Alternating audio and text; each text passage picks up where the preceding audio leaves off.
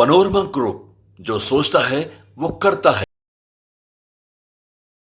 नमस्कार, भारत लाइव देख रहे हैं आप। और ये गेम बड़ा है। बिहार में चिराग पासवान ने अपने 5 सीटों पर उम्मीदवारों के लिस्ट सार्वजनिक कर दिए हैं, लेकिन 2 नाम ऐसे हैं जिन नाम को सुनने के बाद आप भी चौंक जाएंगे कि आखिरकार ये फैसला क्यों लेना पड़ा चिराग पासवान को।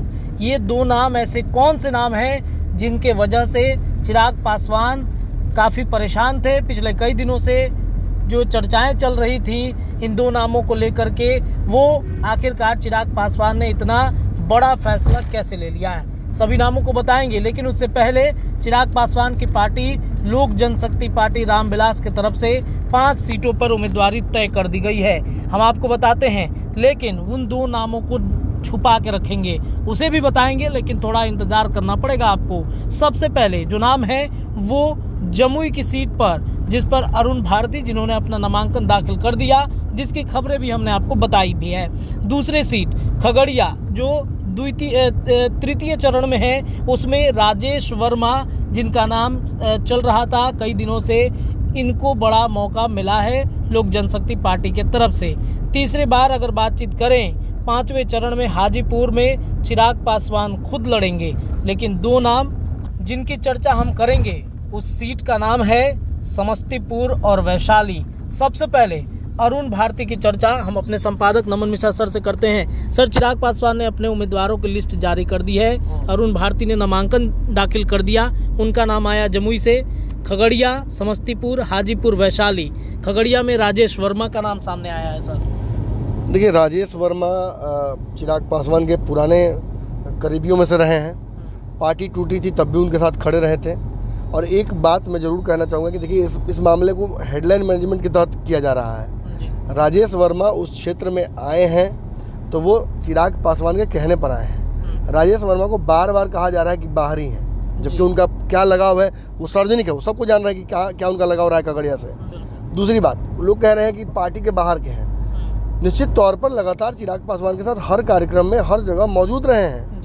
एक तीसरी बात जो बार बार कही जा रही है, ये मुझे पता नहीं क्यों बिहार में ऐसा होता है कि व्यक्ति के मूल उद्देश्य से भटकाकर एक नामकरण कर दिया जाता है। जैसे कि इन्हें स्वर्ण व्यवसायी, तथा कथित स्वर्ण व्यवसायी, कोई ये भी उनके नाम से जोड़ सकता है कि वो डिप्टी मेयर रहे हैं, बल्कि वो डिप्टी मेयर रहे हैं। बिल्कुल। वो एक अच्छे व्यवसायी हैं और राजनीतिज्ञ हैं, यूथ आइकन भी कहा जाता है, यूथ आइकन भी लोग कहते हैं। लेकिन बातें बदल कर पलट कर दिखाई जा रही हैं, और जो कि कहीं ना कहीं चिराग पासवान को टारगेट करने के लिए किया जा रहा है। खैर, इनको वहाँ से उतारने का मकसद यही है कि उस क्षेत्र की लड़ाई जो हुई है, चाहे महबूब अली कैसर रहे हों या मुकेश सहनी, उस क्षेत्र में ज़बरदस्त ताकत झोंकनी पड़ती है, और उसके लिए एक युवाओं की बड़ी टीम की आवश्यकता पड़ती है।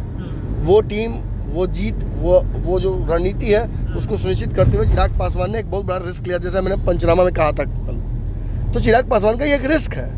अगर 5 सीटें मिली हैं तो एक रिस्क बड़ा उसमें लेकर, ये मीडिया का परसेप्शन में रिस्क हो सकता है, वो तो सोच समझ के ले रहे हैं, लेकिन हम चूंकि कैलकुलेट करते हैं चीज़ों को, तो हम इसे रिस्क मानकर चल रहे हैं। बट इसमें ये कहीं से नहीं है कि भाई स्वर्ण व्यवसायी है तो चुनाव नहीं लड़ सकते हैं, बालू माफिया है तो लड़ सकते हैं। बिल्कुल। बालू माफिया को नहीं दिया टिकट ना, नहीं स्वर्ण व्यवसायी, हाँ, समझ लीजिए कहीं ना कहीं ये व्यवसायी का पेच फंसाया जा रहा है। दूसरी बात रही जीजा की, तो एक बात जान लीजिए, ये शुरू से ही लगभग तय था। आप भी कई बार मुझसे पूछते थे, मैं बताता था कि चिराग पासवान वहाँ से अपने जीजा को ही लड़ाएंगे।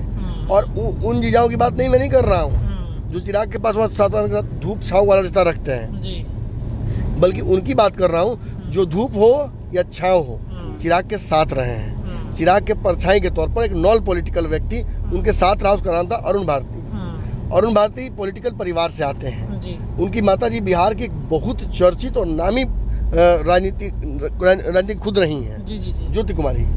अब रही बात इनकी, तो एक चीज़ यहाँ जान लीजिए कि Arun Bharti was never the first choice for Jamui. Chirag Paswan ने कई लोगों को यहाँ से फील्ड करने की कालांतर में कोशिश की, जिसका नाम आया विरोध होने लगा, जिसका नाम आया। चिराग पासवान चाहते थे कि प्रॉक्सी के माध्यम से जमुई को मैं छोड़ूं नहीं, मैं हमेशा कंट्रोल जमुई करता रहूं। और हु इज बेटर देन उनके खुद के जीजा, मतलब उनके पैरेलल कौन हो सकता है? कौन हो सकता है। और चिराग पासवान और या फिर उनके जीजा, बात एक ही हो जाती है कहीं ना कहीं। हाँ ठीक है, कहने के लिए आप कहिए कि भाई ना मामा से खाना मामा बढ़िया, लेकिन चिराग पासवान जैसा मैंने कहा, he was never a first choice Arun Bharti. अब रही बात कि ये चॉइस लेना क्यों पड़ा, देखिए ये ऐसा भी नहीं आप कह सकते हैं कि ये प्लान मतलब लग्जरी के तौर पर लिया गया। It was never luxury to feel Ashish Arun Bharti from the seat, बल्कि उल्टा था। ये एक फेल से चिराग पासवान का कि जमुई के प्रति जो इमोशन जमुई रिफ्लेक्ट करती है, रिटोरिएट करती है चिराग पासवान की तरफ, उसको लेकर कहीं ना कहीं रेसिप्रोकेट करती है, मतलब माफ़ कीजिएगा, तो उस सेंटिमेंट को वापस चिराग पासवान भी जमुई को देना चाहते हैं। मतलब चिराग पासवान 2 जगहों से चुनाव लड़ रहे हैं, वो मन से कह भी रहे थे। बिल्कुल बिल्कुल, हाजीपुर और जमुई की जो सीट है दोनों जगह से हम लड़ रहे हैं। बिल्कुल। और एनडीए अंततः देखिए, एनडीए को सीटें बढ़ाना सबसे बड़ा मूल उद्देश्य है सबका, उस कारण से ये फैसला लिया गया है। जी। अब रही जो अपनी सीट उनकी ये हाजीपुर की, तो हाजीपुर चिराग पासवान लड़ने जा रहे थे, ये बात तो उन्होंने पहले दिन से ही कही है। उसके लिए लड़ाई भी हुआ चाचा से, और हाँ, चाचा भागे भी इसीलिए थे, चाचा को बात समझ में आ गई थी कि अब वापस वो हाजीपुर में आएगा, पिताजी नहीं रहे, और इसीलिए उन्होंने वहाँ से भागने की कोशिश की। जब देखा कि अंततः पशुपति पारस लौट के मतलब नहीं घर को आए, पूरी दुनिया घूम लिए, राजद में टिकट ले लेंगे, वहाँ ले लेंगे, वहाँ ले लेंगे, कहीं कुछ नहीं मिला। ये बात ये भी साबित करती है कि जिसके पास वोट है मांग उसी की मानी जाएगी, पूछ उसी के बिहार में है। और चिराग पासवान का निश्चित वोट है, भाजपा मानती है। अब रही बात यहाँ की, तो हाजीपुर की सीट हमेशा से चिराग पासवान की थी और वो उस पर चुनाव लड़ रहे हैं। पशुपति पारस भी अपना हार मानकर वापस एनडीए में आ गए हैं। उनको रिटायरमेंट प्लान उनका दे दिया जाएगा, जो कि उनके यहाँ बना के रखा हुआ है कहिए से। अब रही बात बाकी दोनों सीटों की जी, समस्तीपुर की बात आ रही है सर। चौंकाने वाला एक नाम है, मैं चाहूँगा कि दर्शकों को शायद सर आप बताएं तो ज़्यादा बेहतर होगा कि समस्तीपुर की जो सीट है उस पर नाम जो है वो काफ़ी चौंकाने वाला है। देखिए, हम तो शुरू से ये बात बोलते आ रहे हैं कि समस्तीपुर में महादलित ही चुनाव लड़ाएंगे, ये तय उन्होंने बहुत पहले ही कर दिया है। अब रही बात किसको लड़ाया जाएगा, देखिए तो इसको लेकर 2 बातें स्पष्ट थी कि नाम 2 ही थे, संजय पासवान और फिर शांभवी। अंत में आपने देखा कि इस रेस में खुद आईपी गुप्ता भी आ गए थे। आईपी गुप्ता अभी भी रेस से बाहर नहीं हुए समस्तीपुर के, क्योंकि दोनों पक्षों से उन्हीं को टिकट देने की बात चल रही थी। तो ऐसे में चिराग पासवान ने फैसला शांभवी के पक्ष में लिया है। ये पूरी तरीके से एक डिप्लोमेटिक फैसला है। चिराग पासवान इमोशनल होकर, या जैसा कि कुछ लोग मैंने साबित करने में लगे हुए हैं कि पैसा लेके दे दिया, पैसा लेके दे दिया, इतना पैसा लेके महबूब अली कैसर और बाकी लोग खड़े थे, कहीं नहीं किसी को दे दिया। देने के पीछे एक बहुत डिप्लोमेटिक फैसला है, इसे समझना होगा। ये विश्लेषण का एक बहुत बड़ा हिस्सा है। एक बात कि पूरे भाजपा से किसी महिला को टिकट नहीं दिया गया था, उन्होंने एक नहीं 2 महिलाओं को टिकट दिया। दूसरी कौन सी महिला वो बताते हैं, लेकिन शांभवी को टिकट दिया एक महिला के तौर पर। दूसरा, शांभवी अशोक चौधरी की बेटी हैं, जदयू के कद्दावर नेता हैं। नीतीश कुमार से रिश्ते कैसे रहे चिराग पासवान का बस से जानते हैं। एनडीए और भाजपा की तरफ से स्पष्ट निर्देश है कि जो मोदी चाहते हैं उस हिसाब से चलिए। मोदी जी ने नीतीश कुमार को 100 खून माफ कर दिया है और कहा है कि मैं उनके साथ काम करूंगा लंबे समय तक। जैसा कि मैं भी आपको कहता था कि मोदी जी रोमांटिसाइज करते हैं पॉलिटिकली नीतीश के बारे में, वापस लेंगे ही लेंगे उनको। ऐसा ही जिम्मेवारी, अब विवाद का कारण चिराग बनना नहीं चाहते हैं। उन्होंने मोदी के इशारे को समझ लिया और नीतीश कुमार से पैचअप भी कर लिया।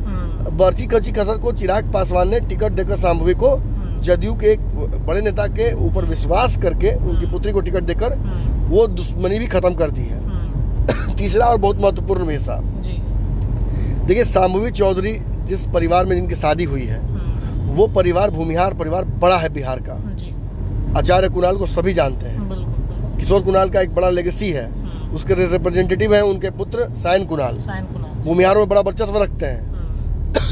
टॉप टियर युवा नेताओं में उनका जिक्र आता है।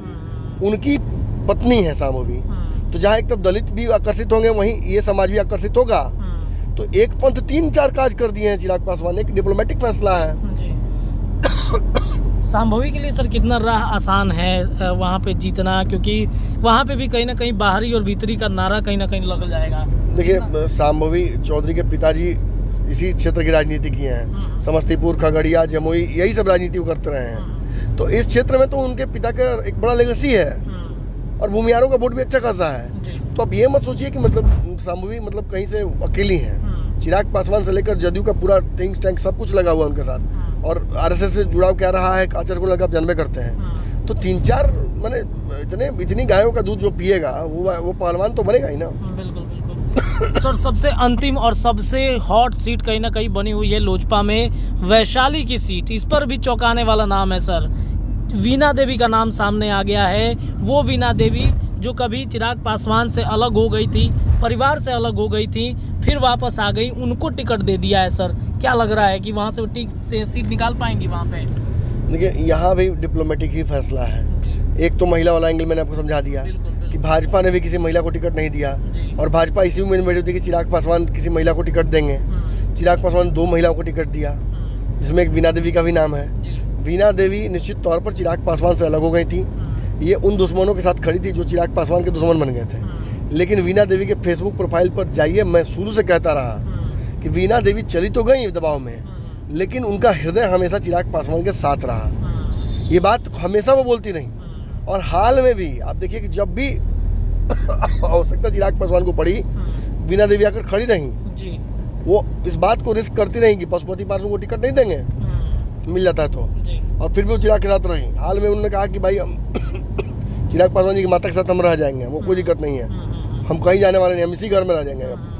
और एक बड़ी बात है कि दिनेश सिंह की वो पत्नी है, उनकी पुत्री को भी चिराग पासवान ने कालांतर में टिकट दिया था, चुनाव लड़ाया था।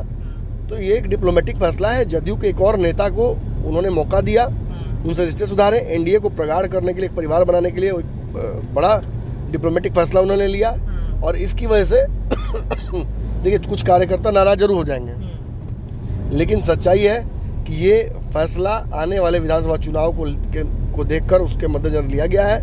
चिराग पासवान को सबसे ज़्यादा भी आवश्यकता है ज़्यादा से ज़्यादा लोगों को, कार्यकर्ताओं को विधानसभा जिताना, और उस कड़ी में उन्होंने कहीं ना कहीं शुरुआत कर दी है। वीणा